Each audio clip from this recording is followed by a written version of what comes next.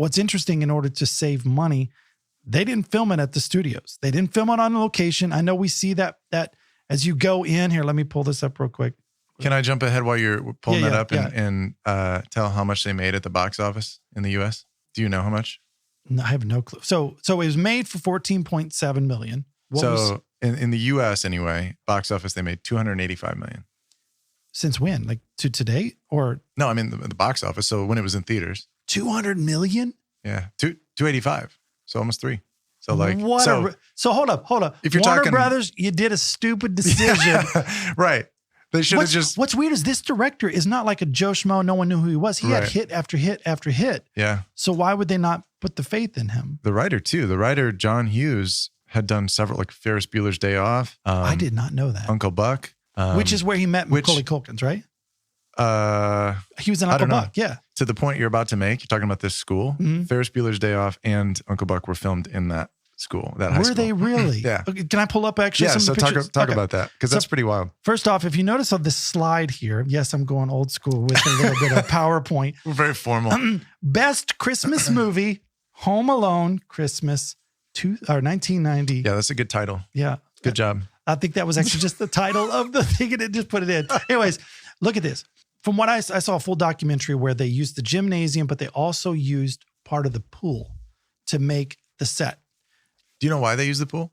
I don't actually know. They used it specifically. They may have used it in some other instances, but specifically, remember when the wet bandits, the burglars, flooded the neighbor's house, and like towards the end of the movie, when he had to run through their basement and then like come up where the two guys eventually caught him, Marv and Harry. Yeah, he ran through the pool. Like they built the basement in the pools and then filled it up, and he like ran through it. So that was, I think, maybe more than anything else, why they used the pool in the school. When you're watching a movie, you're just assuming, well, that's the house, that's the location, they're filming in there. But the reality is you can't always get the shot you need, because sometimes you need to be further back. You need to light it all. You need flags. You need people. You need a place for your crew to be off camera. Well, you can't do that in someone's house. And that's someone's house in Chicago. Yeah, which we'll talk about. But I always thought they filmed the whole thing like basically in and around the house. When I was a kid, I thought I did. Yeah, I thought it was too, but I thought it like 3 hours ago. I mean, I get that, but like we've been in the film industry. We know how many times have we filmed something, we show the outside of this building and then we cut to somewhere else. Yeah. A lot of times inside, a structure is built for you to just live in or operate in.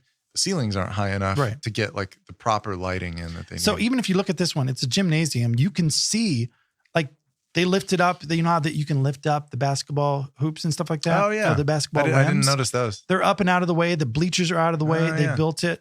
As you go to this next one, I mean, they're doing the inside, meaning they're not going to finish the outside. They're finishing the inside. Now they can light it like it's daylight, nighttime. I mean, you can see right there, it says buzz room, upstairs bathroom. Does this bring back like trauma from your previous life as a carpenter? As a builder? I mean, not really. I enjoyed it. The problem was with a lot of the people were tough to deal with. I mean, they're just rough and tough. And you could have become a carpenter in the film industry, apparently. I mean, I would have loved that. That would have been fun. I've heard rumors. You kind of did that for some of the videos that we did. You built all kinds of like. Oh, I did. Yeah. Outrageous sets that are still. I didn't even realize I achieved that dream. But look at this one. This is the inside the kitchen, but notice how up here there's no ceiling. Yeah. It has a remnants of it because they can actually put the ceiling back on top if they need it in the shot, but they can do the lighting. They can have camera shots. They can actually have a crane dip in and get a shot that they need. It's brilliant to actually, I mean, it's an abandoned school. Obviously it's cheaper than renting out these studios. Bro, those studios are so much money a day. And just create a bunch of flexibility in how they capture it. You know, what's kind of funny is like, again, our most recent podcast before this one was with Ben Wallach, Navy SEAL, CIA contractor. If you haven't seen it, go check it out. It's awesome. I think episode 33. Yeah, he's way cooler than I am. Like a factor of 100. But he does his CQC courses in an abandoned school that he didn't just like wander in there. Who's going to tell them no? Yeah, right. But apparently abandoned schools, that's where it's at. That's where the magic happens. Who knew? Also not like in a weird way. A horror movie, like that'd be a good place to film a horror movie. But like, did he use it for Ferris Bueller? Yeah. That's so all the school scenes, same school.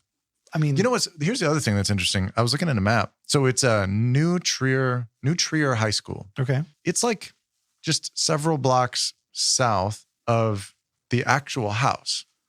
Oh. So like sometimes in a movie, the house may end up, it may be very far from, that Hollywood studio or whatever, because they want that house and maybe it's halfway across the country. But in this case, they're actually quite close. Like the real house where they did the establishing shots and the outside shots and stuff. Yeah, I bet you could drive it in probably a few minutes to get down to the high school. Hey, thanks for watching this clip. If you want to see the full podcast, be sure to click on the link in the description. And if you feel like it, hit subscribe.